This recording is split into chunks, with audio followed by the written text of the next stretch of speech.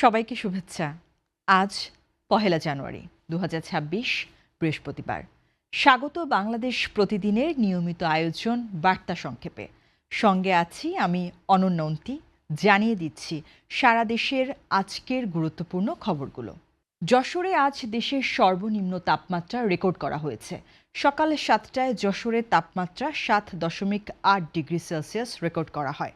গত ২৬ ডিসেম্বর থেকে এই জেলার তাপমাত্রা ১০ ডিগ্রির মধ্যে ওঠানামা করছে। যশোর মতিউর রহমান বিমান ঘাঁটির আবহাওয়া অফিস সূত্রে এই তথ্য জানা গেছে। গত কয়েকদিন সূর্যের দেখা মেলেনি, তবে গতকাল বুধবার ও আজ বৃহস্পতিবার দেরিতে হলেও সূর্যের দেখা মিলছে। ফলে দিনের আলো বাড়ার সঙ্গে সঙ্গে তাপমাত্রাও বেড়েছে। ২ দিন সূর্যের আলো পাওয়ায় বোরো ধান আবাদের বীজতলা, আলু ও টমেটো ক্ষেতের যে ধরনের ক্ষতির আশঙ্কা কৃষি কর্মকর্তারা করছিলেন, সে আশঙ্কা কেটে গেছে। আবহাওয়া অফিস সূত্রে জানা গেছে, আজ সকালে ৭টায় যশোরে দেশের সর্বনিম্ন তাপমাত্রা রেকর্ড করা হলেও তাড়াতাড়ি সূর্যের দেখা পাওয়া গেছে। এ কারণে দ্রুতই তাপমাত্রা বেড়ে গেছে। আরও অন্তত ১ সপ্তাহ যশোরে ঘন কুয়াশা থাকবে।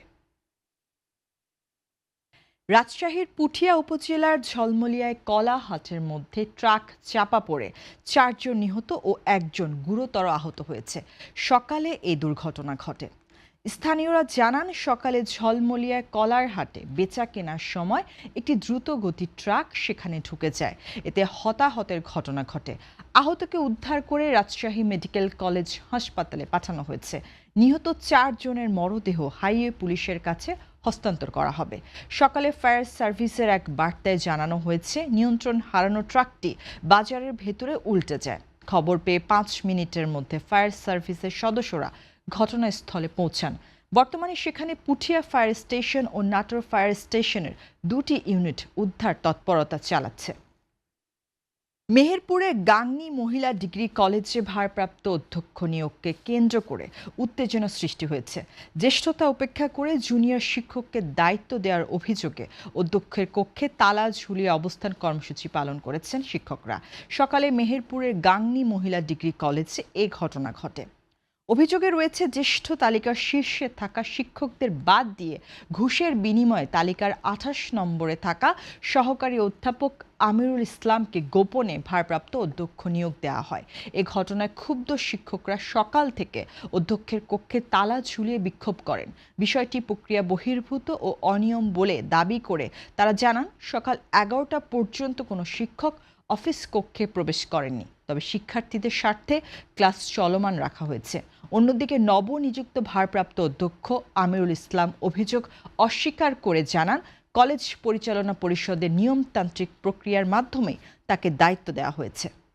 আজ পহেলা জানুয়ারি বাংলা সাহিত্যের অমর পল্লী কবি জসীমউদ্দীনের ১২৩তম জন্মবার্ষিকী। ১৯০৪ সালে ফরিদপুরের সদর উপজেলার তাম্বুলখানা গ্রামে মাতুতালয়ে জন্মগ্রহণ করেন তিনি।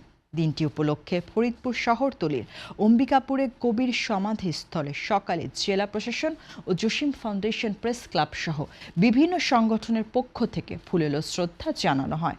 পরে সেখানে মিলাদ ও দোয়া মাহফিল অনুষ্ঠিত হয়েছে।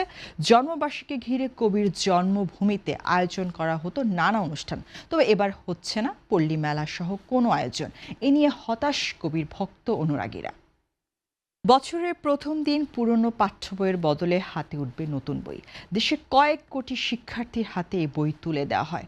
তবে এবছর কোনো উৎসব অনুষ্ঠান আয়োজন করা হয়নি। নিজ নিজ বিদ্যালয়ে গিয়ে শিক্ষার্থীরা বই সংগ্রহ করেছে।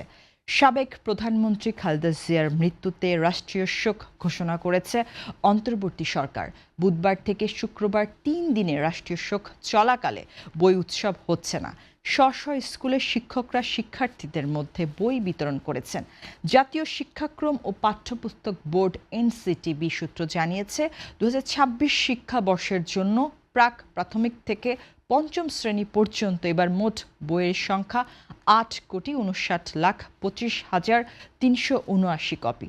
শতভাগ বই ছাপা, বাধাই, কাটিংয়ের কাজ শেষে বিতরণের জন্য উপজেলায় পাঠিয়ে দেওয়া হয়েছে। শেষ করছি আজকের সারা দেশের বার্তা সংক্ষেপ। বাংলাদেশ প্রতিদিনের এই আয়োজন দেখুন বাংলাদেশ প্রতিদিন সহ আমাদের ইউটিউব চ্যানেল ও ফেসবুক পেজে।